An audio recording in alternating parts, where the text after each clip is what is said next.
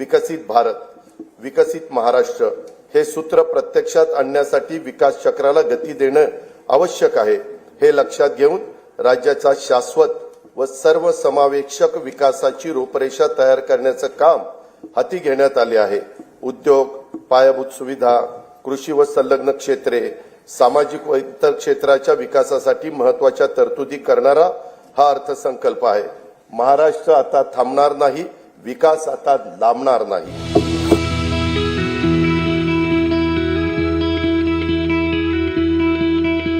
महाराष्ट्राचं नवीन औद्योगिक धोरण 2025 लवकरच जाहीर करण्यात येणार आहे।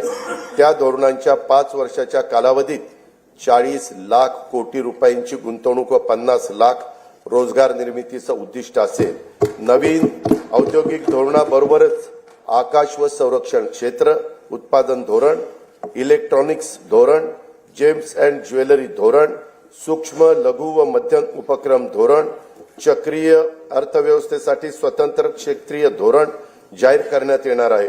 केंद्र शासनाच्या नवीन कामगार संहितेनुसार नवीन कामगार नियम तयार करण्यात येणार आहेत। निर्यातीमध्ये भरीव वाढ होण्यासाठी राज्याने महाराष्ट्र राज्य निर्यात प्रोत्साहन धोरण 2023 जाहीर केले असून राज्यात 37 विशेष आर्थिक क्षेत्रे, 8 कृषी निर्यात क्षेत्रे, निर्यात केंद्रित 27 औद्योगिक पार्क उभारण्यात आले आहेत। त्यामुळे देशाच्या एकूण निर्यातीत राज्याचं योगदान 15.4% झाले आहे। याशिवाय एक जिल्हा एक उत्पादन, जिल्ह्यांना निर्यात केंद्र म्हणून विकसित करणं, राज्य जिल्हा निर्यात प्रोत्साहन परिषद असे काही महत्त्वाचे उपक्रम राज्यात राबवण्यात येत आहेत।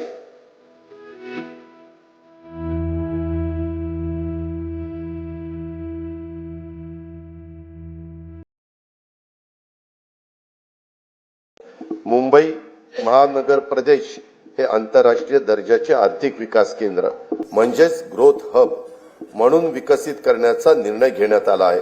वांद्रे कुर्ला संकुल, कुर्ला वरळी, वडाळा, गोरेगाव, नवी मुंबई, खारघर व विरार बोईसर या 7 ठिकाणी आंतरराष्ट्रीय दर्जाची व्यापारी केंद्र निर्माण केली जाणार आहेत।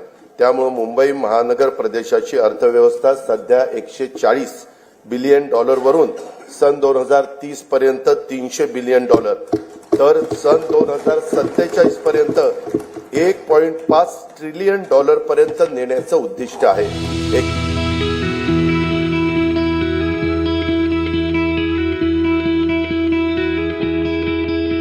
ऊर्जा क्षेत्रातील नियोजन व कमी दराच्या हरित ऊर्जेच्या खरेदीमुळे येत्या 5 वर्षात वीज खरेदी खर्चामध्ये 1,13,000 कोटी रुपयांची बचत होईल असा अंदाज आहे। यामुळे राज्यातील औद्योगिक वीज दर इतर राज्यांच्या तुलनेने कमी होतील।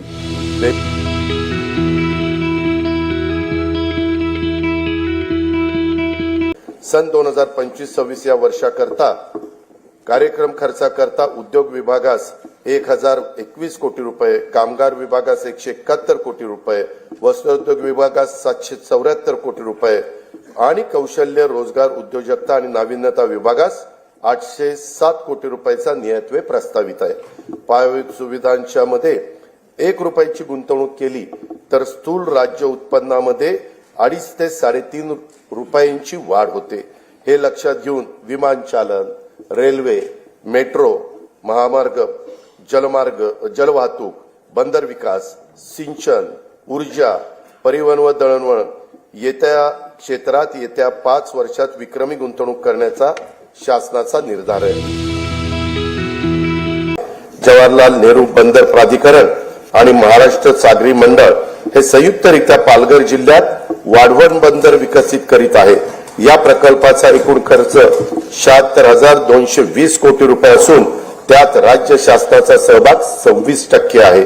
वाढवण बंदरामुळे 300 दशलक्ष मेट्रिक टन वार्षिक माल हाताळणी क्षमता निर्माण होणार आहे।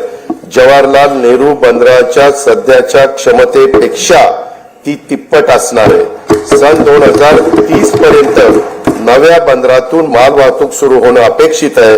या बंदराचा समावेश कंटेनर हाताळणी करणाऱ्या जगातील पहिल्या 10 बंदरामध्ये होणार असल्याने महाराष्ट्र राज्य भविष्यात सागरी दळणवळणातील महाशक्ती म्हणून उदयास येईल। वाढवण बंदराजवळ मुंबईतले तिसरे विमानतळ प्रस्तावित असून मुंबई अहमदाबाद बुलेट ट्रेनचं स्थानकही या बंदराजवळ असणार आहे। हे बंदर समृद्धी महामार्गाला देखील जोडण्यात येणार आहे।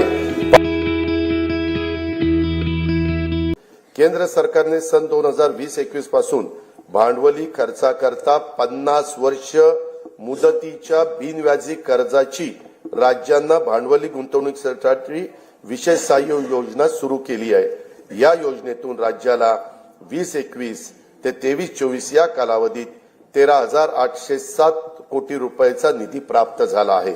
सन 2024-25 मध्ये या योजनेत सुमारे 12,000 कोटी रुपयाचे सहाय्य अपेक्षित आहे। पूर्व निर्धारित निकषावर आधारित राज्याच्या दीर्घकालीन व सर्वसमावेशक अमृतकाल राज्य रस्ते विकास आराखडा 2025 ते 2047 तयार करण्याचे प्रस्तावित आहे। या आराखड्यामध्ये पर्यटन केंद्रे, तीर्थक्षेत्रे, धार्मिक स्थळ, गड किल्ले, राष्ट्रीय उद्याने, अभयारण्य, 5,000 पेक्षा जास्त लोकसंख्येच्या वसाहती आणि सर्व जिल्हा मुख्यालय व तालुका मुख्यालय जोडण्याकरता रस्त्यांचा समावेश करण्यात येणार आहे।